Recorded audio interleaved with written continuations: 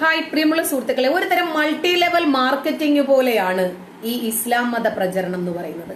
മറ്റേതെങ്കിലും മതത്തിൽ ഇത്തരം ഒരു പ്രചാരണം ഉണ്ടോ എന്ന് എനിക്കറിയില്ല. അതായത് മൾട്ടി ലെവൽ മാർക്കറ്റിംഗിൽ ചില ബൈനറി പ്ലാനുകൾ ഉണ്ടല്ലോ. ഇപ്പം ഒരു വട്ടം വരയ്ക്കും, അത് നമ്മൾ അതിന്റെ റൈറ്റും ലെഫ്റ്റും ഓരോ റൈറ്റും ലെഫ്റ്റും വരയ്ക്കും. ശരി, അതിനകത്ത് നമ്മൾ 2 പേരെ ചേർക്കണം. അത് കഴിഞ്ഞിട്ട് ആ റൈറ്റിനെ പിന്നെയും 2ആയിട്ട് ബൈനറി, അത് കഴിഞ്ഞിട്ട് ഇത് ഈ ലെഫ്റ്റിനെ 2ആയിട്ട് ചെയ്യും. ശരി, അവര് ഇനിയിപ്പോ നമ്മൾ ചേർത്ത ആള് വീണ്ടും 2 പേരെ ചേർക്കണം, അവര് 2 പേരെ ചേർക്കണം. അങ്ങനെ അങ്ങനെ അങ്ങനെ അങ്ങനെ അങ്ങനെ അങ്ങനെ നമ്മൾ ലീഡർഷിപ്പ് ക്വാളിറ്റിയിലേക്ക് വരുന്നു. നമുക്ക് പിന്നെ റോയൽറ്റിയോ നമ്മൾ പിന്നെ ടൂർ അച്ചീവേഴ്സ് അങ്ങനെ പോകുന്നു നമ്മുടെ ബെനിഫിറ്റുകളൊക്കെ. അതുപോലെയാണ് ഇസ്ലാമിലേക്ക് ഒരാൾ വന്നു കഴിഞ്ഞാൽ അവരെ കൊണ്ടുവന്ന് നിർത്തും. അവരെ കൊണ്ടുവന്ന് നിർത്തിയിട്ട് എന്തുകൊണ്ടാണ് നിങ്ങൾ ഈ മതത്തിലേക്ക് വന്നത്? അത് ഈ മതം ഭയങ്കര ചക്കരയാണ്, മറ്റൊരു മതത്തിലെയും ദൈവത്തെ പോലെയല്ല. ഈ ദൈവം പ്രത്യേകിച്ച് അള്ളാഹു ഏകനാണ്, നമുക്ക് കാണാൻ പറ്റാത്ത അള്ളാഹു ആണ്. അതുകൊണ്ട് തന്നെ രൂപമില്ലാത്ത പടച്ചോനാണ്. നമ്മൾ പടച്ചോനെ കണ്ടിട്ടില്ലെങ്കിലും പടച്ചോൻ നമ്മളെ കാണും എന്ന ഇഹ്സാൻ എന്നൊരു വിശ്വാസത്തോടു കൂടിയാണ് ഓരോ വിശ്വാസിയും ജീവിക്കേണ്ടത്. ശരി, അങ്ങനെയൊക്കെ ആണെങ്കിലാണ് നമുക്ക് പ്രതിഫലം കിട്ടുക. 33 കോടി ദൈവങ്ങളും കർത്താവും യഹോവയും ഇതൊന്നുമല്ല ശരിയായ ദൈവം. അല്ലാഹു അക്ബർ, എന്റെ ദൈവമാണ് ഏറ്റവും വലിയവനായ ദൈവം. ആ ദൈവത്തെ മാത്രമേ ആരാധിക്കാൻ പാടുള്ളൂ. ശരി, അങ്ങനെയാണ് ഞാൻ ആ ദൈവത്തിലേക്ക് വന്നത്. നോക്കിയപ്പോൾ എനിക്ക് ആ ദൈവം ഭയങ്കര അത്ഭുതമായിരിക്കുന്നു. ഞാനൊരു മുറി അടച്ചിട്ട് ഇങ്ങനെ കരഞ്ഞുകൊണ്ടിരുന്ന സമയത്ത് എനിക്ക് കടബാധ്യത ഉണ്ടായിരുന്നു. അപ്പോൾ നോക്കിയപ്പോൾ ഒരു കിഴി നിറയെ കുറച്ച് പണവും ഒക്കെ ആയിട്ട് ഒരു മാലാഖ് വന്ന് നിൽക്കുന്നു. അങ്ങനെ ഞാൻ ആ മതത്തിൽ വിശ്വസിച്ചു. അല്ലെങ്കിൽ ഞാൻ വിശന്ന് കിടക്കുകയായിരുന്നു. ഒരു തളികയിൽ ഇങ്ങനെ ബിരിയാണിയുമായിട്ട് വന്നു. ബിരിയാണിയുടെ മണം അടിച്ചിട്ടാണ് ഞാൻ ഉണർന്നത്. അങ്ങനെയാണ് ഞാൻ ഈ മതത്തിലേക്ക് വന്നത്. ഇതെന്താ മുത്തിച്ചിപ്പി കഥയോ? ഇങ്ങനെയൊക്കെ അങ്ങ് വിശ്വസിക്കാൻ. ബാലരമയിൽ പോലും കുട്ടികൾക്കറിയാം ഇത് വെറും കഥയാണ്, ഇതും യാഥാർത്ഥ്യവുമായി യാതൊരു ബന്ധവുമില്ല. നമുക്കൊരു ടൈം പാസ്, നമ്മൾ വായിക്കുന്നു, അത്രേ ഉള്ളൂ. പക്ഷെ ഇത് അങ്ങനെയാണോ? മുമ്പ് ഞാൻ ട്രൂ ഫെയ്ത്ത് എന്ന് പറഞ്ഞ ഒരു ചാനല്, ആ ചാനല് MM അക്ബറിന്റെ ചാനലാണ്. വളരെ രസകരമായ ഒരു വസ്തുത, ഇദ്ദേഹത്തിന്റെ ഒരു ജെന്യൂനിറ്റി ഞാൻ തിരിച്ചറിഞ്ഞ ഒരു 3 സംഭവങ്ങൾ. അതിലൊന്നാണ് ഇപ്പൊ ഞാൻ നിങ്ങളോട് പറയാൻ പോകുന്നത്. അത് ലാസ്റ്റ് പറയാം. ആദ്യം ഒരു സ്ത്രീ, ആ സ്ത്രീക്ക് ഏതാണ്ട് ഒരു 65-70 വയസ്സുണ്ട്. അവര് പറയാണ്, ഞാൻ ഈ ഇസ്ലാമിലേക്ക് കടന്നു വരാനുണ്ടായ കാരണം എന്റെ വീടിന്റെ തൊട്ടടുത്ത് ഒരു മുസ്ലിം വീടുണ്ടായിരുന്നു. ആ വീട്ടിൽ നിരന്തരം ധാരാളം സന്ദർശകർ ഇങ്ങനെ വരും. ആ സമയത്ത് എനിക്ക് 4 വയസ്സ്. ഞാനൊരു ക്രിസ്ത്യൻ സമൂഹത്തിൽപ്പെട്ട ആളാണ്, ക്രിസ്ത്യൻ സമുദായമാണ്. എന്റെ വീട്ടിലാണെങ്കിൽ നേഴ്സ് ഉണ്ട്, പാസ്റ്റർ ഒക്കെ എന്റെ ഫാമിലിയിലുണ്ട്. പക്ഷെ എന്റെ വീട്ടിലേക്ക് ആരും വരുന്നില്ല. ആ സമയത്ത് ആ 4 വയസ്സുള്ള സമയത്ത് എനിക്ക് ഇസ്ലാമിനോട് ഭയങ്കരമായിട്ടുള്ള ആഗ്രഹം തോന്നി. 4 വയസ്സിലെ അവിടെ വരുന്ന ബന്ധുക്കളെ കുറിച്ചും ഇവിടെ വരാത്ത ബന്ധുക്കളെ കുറിച്ചും ചിന്തിക്കേണ്ട സമയമാണോ അത്? പിന്നെ ക്രിസ്ത്യാനികൾ അങ്ങനെയാണെന്ന് നമുക്ക് ചിന്തിക്കാനും പറ്റുന്നില്ല. പ്രത്യേകിച്ച് എനിക്ക് പറ്റുന്നില്ല കേട്ടോ. കാരണം മുസ്ലിങ്ങളെക്കാൾ കുറച്ചുകൂടി സഹകരണവും സ്നേഹവും ഒക്കെ ഉള്ള ആളുകളാണ് ക്രിസ്ത്യാനികൾ. പ്രത്യേകിച്ച് കുടുംബബന്ധം അങ്ങേയറ്റം പുലർത്തുന്നവരും മനസ്സറിഞ്ഞ് സഹായിക്കുകയും ചെയ്യുന്ന ആളുകളാണ്. അവര് ഉണ്ണുന്നതിന്റെ ദശാംശം മറ്റുള്ളവർക്ക് കൊടുക്കണം, അങ്ങനെയൊക്കെയുള്ള ഒരു വിശ്വാസമുണ്ട്. ആരുടെയെങ്കിലും കണ്ണു നിറഞ്ഞാൽ ഉടനെ കരയുകയും സങ്കടപ്പെടുകയും അപരന്റെ വിഷമത്തിലും ദുഃഖത്തിലും ഒക്കെ പങ്കുചേരുകയും ഒക്കെ ചെയ്യുന്ന ആൾക്കാരാണ് അവര് പൊതുവെ. ഇസ്ലാമിസ്റ്റുകൾ അങ്ങനെയല്ല, മുസ്ലിങ്ങൾക്ക് മാത്രമേ ദാനം ചെയ്യാൻ പാടുള്ളൂ. മുസ്ലിങ്ങളുടെ കണ്ണുനീരിനും വേദനയ്ക്കും മാത്രമേ അവരുടെ മുമ്പിൽ വിലയുള്ളൂ. അങ്ങനെയാണ് പൊതുവെ കാണാറുള്ളത്. അങ്ങനെ ഇവർക്ക് പിന്നീട് ഇസ്ലാമിനോട് വല്ലാത്ത അനുഭാവം. 4-ാമത്തെ വയസ്സിൽ ഇസ്ലാം സ്വീകരിച്ചു. ഇസ്ലാമിനോട് പ്രണയം തോന്നിയതാണ്. അങ്ങനെയാണ് അവർ ഇസ്ലാം സ്വീകരിക്കുന്നത്. ഈ 65-70-ാമത്തെ വയസ്സിൽ ഇവർ വന്നത് പറയുമ്പോൾ ഇത് പഠിപ്പിച്ചു കൊടുത്തവരൊന്ന് ചിന്തിക്കണ്ടേ, ഇത് കേൾക്കുന്നവർക്ക് തലയുണ്ട് എന്ന്. 4-ാമത്തെ വയസ്സിലെ മതം മാറാൻ തോന്നുകയാണ്. അതെന്തുകൊണ്ടാണ്? അപ്പൊ നിങ്ങളുടെ കുടുംബത്തിന്റെ തകരാറല്ലേ അത്? മതത്തിന്റെ പ്രശ്നമാണോ? ഇരിക്കട്ടെ, അപ്പൊ ട്യൂഷൻ എടുത്തതിന്റെ തകരാറാണ്, ട്യൂഷൻ ടീച്ചർ ശരിയല്ലായിരുന്നു, പോട്ടെ, ഒന്നത്. പിന്നെ 2-ാമത്തതായിട്ട് നമ്മുടെ ആതിര എന്ന് പറയുന്ന ഇപ്പോൾ ആർഷവിദ്യാ സമാജത്തിലുള്ള ആതിര. എവിടെ ആതിര? ആതിര ആതിര ആതിര ആതിര ആതിര ആയിഷയായി അങ്ങനെ എഴുതിയതാണ് ഈ ബുക്ക്. എനിക്ക് പോസ്റ്റ് വഴി അയച്ചു തന്നതാ കുട്ടി. അപ്പം ഈ പെൺകുട്ടി എങ്ങനെയോ ബ്രെയിൻ വാഷിന് വിധേയായി മുസ്ലിമായി. അങ്ങനെ ആതിര ആയിഷയായി. ആയിഷയായപ്പോൾ ആതിര 20 പേജുള്ള ഒരു കത്ത് വീട്ടുകാർക്ക് എഴുതി. പരസ്യമാണല്ലോ, ബൈനറി പ്ലാൻ അല്ലേ. ഇവര് ഒരു പ്രോഡക്റ്റ് വാങ്ങി, ആതിര ഒരു പ്രോഡക്റ്റ് വാങ്ങി, ആയിഷ. ഓക്കെ, ഈ പ്രോഡക്റ്റ് വാങ്ങിക്കഴിഞ്ഞപ്പോൾ ഇതിന്റെ ലാഭം ആതിരയുടെ മുകളിലുള്ള 2 പേർക്കല്ലേ കിട്ടുന്നത്? പ്ലാൻ അല്ലേ. ഇനി ആതിര ഇതിനകത്തേക്ക് 2 പേരെ കൊണ്ടുവരണ്ടേ? അതിന് പരസ്യം കാണിക്കണ്ടേ? അതിന് ആതിരയ്ക്ക് കിട്ടിയ ഇൻകം കാണിക്കണം, ആതിരയ്ക്ക് കിട്ടിയ ബെനിഫിറ്റ് കാണിക്കണം. ഒരു പ്രോഡക്റ്റ് വാങ്ങിയപ്പോഴേക്ക് ഒരു ഡിസ്ട്രിബ്യൂഷൻഷിപ്പ് കിട്ടി, അത് വിൽക്കാനുള്ള സ്വാതന്ത്ര്യം കിട്ടി, അതൊക്കെ കാണിക്കണം. അപ്പോ ഇതിന്റെ ലാഭവിഹിതം കിട്ടുന്നത് നമുക്ക് മാത്രമാണ്, കമ്പനി നമുക്ക് മാത്രമായിട്ട് തരുന്നു. അല്ല, കമ്പനിക്ക് എവിടെ നിന്നാണ് ഇത്രയും പണം? അങ്ങനെയൊന്നും ചോദിക്കരുത്. പിന്നെ തന്നെയുമല്ല, ഇവിടെ ഹോൾസെയിൽ ഇല്ല. ഹോൾസെയിലർ, സോണൽ ലെവല്, പിന്നെ സ്റ്റോക്ക് ആൻഡ് എക്സ്ചേഞ്ച്, ഇതിന്റെ ഒക്കെ ലാഭവിഹിതം മൊത്തം നമുക്കാണ് തരുന്നത്. നമ്മളാണല്ലോ ഈ പ്രോഡക്റ്റ് വിപണനം ചെയ്യുന്നത്. അപ്പം ഇസ്ലാം എന്ന പ്രോഡക്റ്റ് ആതിരയ്ക്ക് കിട്ടി. അങ്ങനെ ആയിഷ എന്ന ആതിര അത് വാങ്ങി. അങ്ങനെ ആതിരയ്ക്ക് ഭയങ്കര അച്ചീവ്മെന്റ്, ആതിര പെട്ടെന്ന് ആയിഷയായി മാറി. ശരി, ഇനിയും ഈ അച്ചീവ്മെന്റ് ആർക്ക് കൊടുക്കണം? നമുക്ക് എന്തെങ്കിലും ഒരു നല്ലത് കിട്ടിയാൽ നമ്മൾ ആദ്യം അത് ആർക്കാണ് കൊടുക്കുന്നത്? നമ്മൾ ഏറ്റവും വേണ്ടപ്പെട്ട ആളുകൾക്ക്, നമ്മൾ ഏറ്റവും കൂടുതൽ സ്നേഹിക്കുന്ന ആളുകൾക്ക്. അപ്പോ നമ്മളോട് ഒരു ഫ്രണ്ട്സ് എന്നും പറഞ്ഞൊരു ലിസ്റ്റ് ഇടാൻ പറയും. ഫ്രണ്ട്സ്, അതായത് F for friends, R for relatives, I for institutions, E for നമ്മുടെ പിന്നെ വ്യത്യസ്തമായ രൂപത്തിലുള്ള ആളുകളൊക്കെ ഉണ്ടല്ലോ, അങ്ങനെ.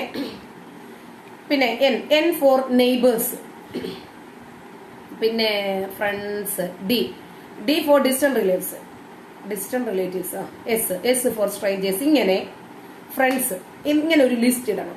ശരി, അങ്ങനെ ആതിരയ്ക്ക് ഒരു ലിസ്റ്റ് ഇടാൻ കൊടുക്കുന്നു. ശരി, ലിസ്റ്റ് ഇട്ടപ്പോഴേക്ക് ആദ്യം വന്നതാരാ? ഫാമിലിയാണ്. ശരി, എഫ് ഫോർ ഫാമിലി, അല്ല ഫ്രണ്ട്സ് രണ്ടാമത് മതി. അങ്ങനെ ഫാമിലിക്ക് എഴുതുന്നു, ഞാനൊരു ചക്കര മതത്തിൽ പെട്ടുകേട്ടോ, എന്റെ സകലമാന പ്രശ്നങ്ങളും മാറി, ഞാനിതാ വിജയിയായിരിക്കുന്നു.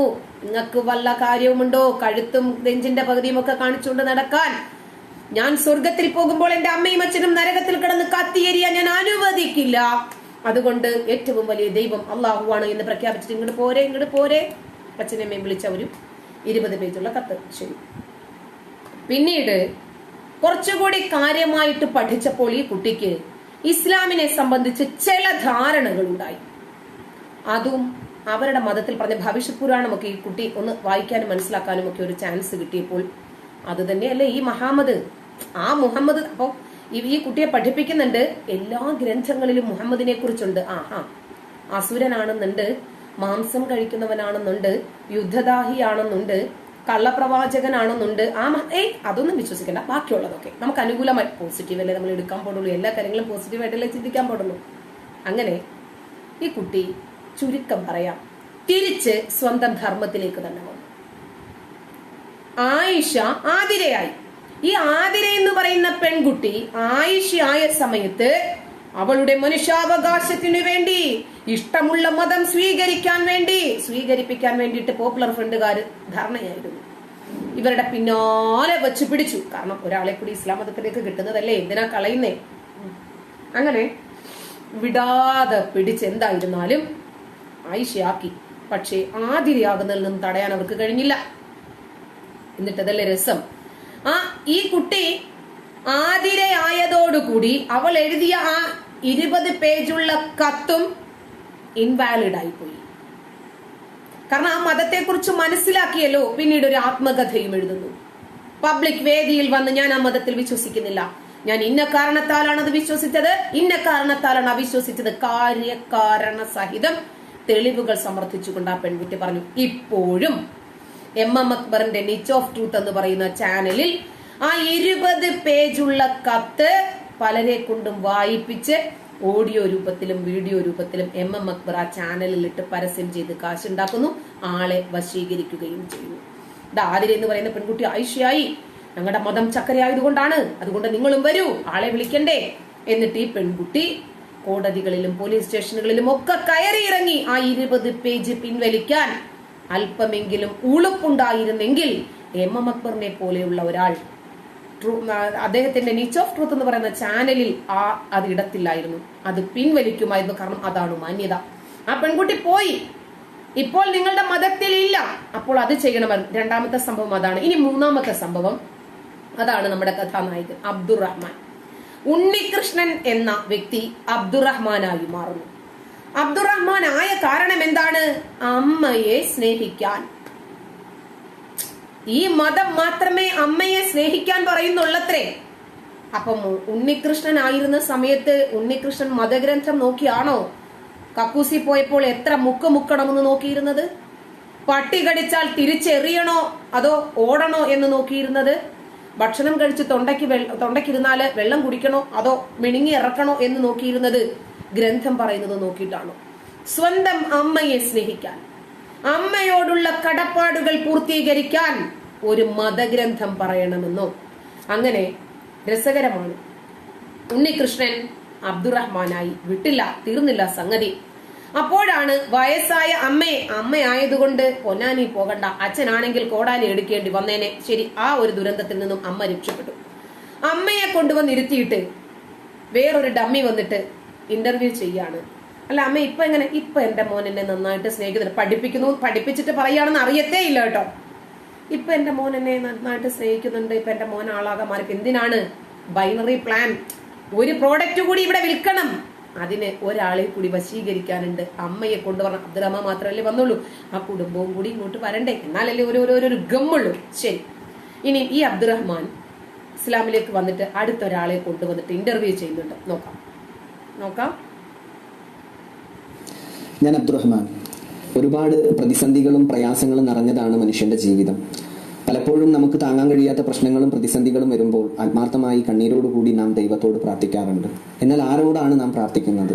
നമ്മെ സൃഷ്ടിച്ചവൻ നമുക്ക് കണ്ണ് നൽകിയത് കൊണ്ട് കാണാനും കേൾവി നൽകിയത് കൊണ്ട് കേൾക്കാനും ഹൃദയമുള്ളത് കൊണ്ട് നമുക്ക് ചിന്തിക്കാനും കഴിയുന്നുണ്ട്. എന്നാൽ നമ്മെ സൃഷ്ടിച്ചവനായ റബ്ബ് അള്ളാഹു നമുക്ക് കണ്ണും കാതും ഹൃദയവും നൽകിയെന്നാണ് പറയുന്നത്. എല്ലാവർക്കും കൊടുത്തോ ഇത്? എത്രയോ ആളുകൾ ബ്ലൈൻഡ് ആയിട്ടുണ്ട്. എനിക്കൊരു സുഹൃത്തുണ്ട്, ഷാജഹാൻ. എത്തിസ്റ്റ് ആണ് ഷാജഹാൻ, ബ്ലൈൻഡ് ആണ്, പക്ഷെ ഭയങ്കര ഓർമ്മശക്തിയാണ്. നമ്മൾ ഓർമ്മിച്ച് പറയുന്നതിനേക്കാൾ കൂടുതൽ കാര്യങ്ങൾ അവൻ ഓർമ്മിച്ച് പറയും. അവനും ഈ ലോകം കാണാൻ ഭാഗ്യം കൊടുക്കേണ്ടതല്ലേ? ഇപ്പതാ ഒരാൾക്ക് ഹൃദയം, പന്നിയുടെ ഹൃദയമാണ് തുന്നിക്കെട്ടി വെച്ചിരിക്കുന്നത്. അപ്പോൾ അള്ളാഹു കാരുണ്യവാനാണെങ്കിൽ കണ്ണും കാതും ഹൃദയവും എല്ലാവർക്കും ഒരുപോലെ കൊടുക്കുമായിരുന്നു. ഇത് അള്ളാഹു ആണ് കൊടുത്തത്. ഇനി പോട്ടെ, ഒരാൾ ബ്ലൈൻഡ് ആണ്, അവരെ ഒരു പക്ഷേ കാഴ്ച തിരിച്ചു കൊടുക്കാൻ ശസ്ത്രക്രിയയിലൂടെ ഒരു ഡോക്ടർക്ക് സാധിക്കുന്നെങ്കിൽ ആ ഡോക്ടറെ ഒരു പക്ഷേ നമുക്ക് ദൈവമെന്ന് വിളിച്ചൂടെ? ഈ ദൈവത്തെ വിളിക്കുന്നതിനെക്കാട്ടി നല്ലതല്ലേ? ഈ ദൈവം ഒരാളുടെയും പ്രശ്നങ്ങൾ പരിഹരിച്ചതായിട്ട് ഒരാൾക്കും അറിയില്ല, പിന്നെ അങ്ങ് പറയുന്നു, അത്ര തന്നെ. നിർമ്മിതമായ വസ്തുക്കൾക്ക് ഒരിക്കലും നമ്മളുടെ സങ്കടങ്ങൾ കേൾക്കാനോ നമ്മളുടെ കണ്ണുനീര് കാണാനോ നമ്മളുടെ സങ്കടത്തെക്കുറിച്ച് ചിന്തിക്കാനോ കഴിവില്ല. സൃഷ്ടാവായ റബ്ബ് പറയുന്നു, അല്ലദീ ഖലഖൽ മൗത വൽ ഹയാത ലിയബ്ലുവക്കും അയ്യുക്കും അഹ്സനു അമല. നിങ്ങളിൽ ആരാണ് ഏറ്റവും നല്ല സൽക്കർമ്മം ചെയ്ത് റബ്ബിലേക്ക് മടങ്ങുന്നതെന്ന് പരീക്ഷിക്കാൻ വേണ്ടിയാണ് ജീവിതവും മരണവും സൃഷ്ടിച്ചതെന്ന്. സഹോദരങ്ങളെ, അതിൽ തന്നെയുണ്ട് എല്ലാം.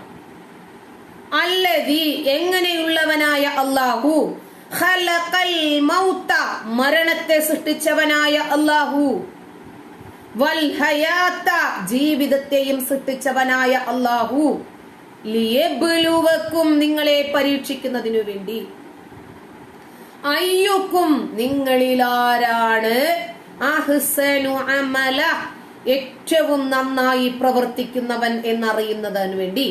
ഇതിൽ നിന്ന് മനുഷ്യന് മനസ്സിലായില്ലേ? കാര്യം മനസ്സിലായില്ലേ? നിങ്ങളെ ജീവിപ്പിക്കുന്നത് മരിപ്പിക്കുന്നത് ഞാനാണ്. എന്തിന്? നിങ്ങളിൽ ആരാ നന്നായിട്ട് പ്രവർത്തിക്കുന്നത്? അപ്പോ അള്ളാഹു ആലിമുൽ ഗൈബ്, അദൃശ്യമറിയുന്ന അള്ളാഹു ആണ് എന്നുള്ള തള്ളലങ്ങ് മാറിക്കിട്ടിയില്ലേ? അള്ളാഹുവിന് പോലും ഒരു മനുഷ്യനെ മരിപ്പിക്കുകയും ജനിപ്പിക്കുകയും ചെയ്താൽ മാത്രമേ അവൻ എങ്ങനെ ഒട്ടവനാണ് എന്ന് അറിയാൻ പറ്റൂ. ഒരാളെ മരിപ്പിച്ചു, അവൻ ചിലപ്പോൾ നന്മ ചെയ്താലോ, ഒരാളെ ജീവിപ്പിച്ചു, ചിലപ്പോൾ ഇനി അവൻ തിന്മ ചെയ്താലോ, രണ്ടും അള്ളാഹു ഫെയിലായില്ലേ? ഇതില് എങ്ങനെ വിശ്വസിക്കും?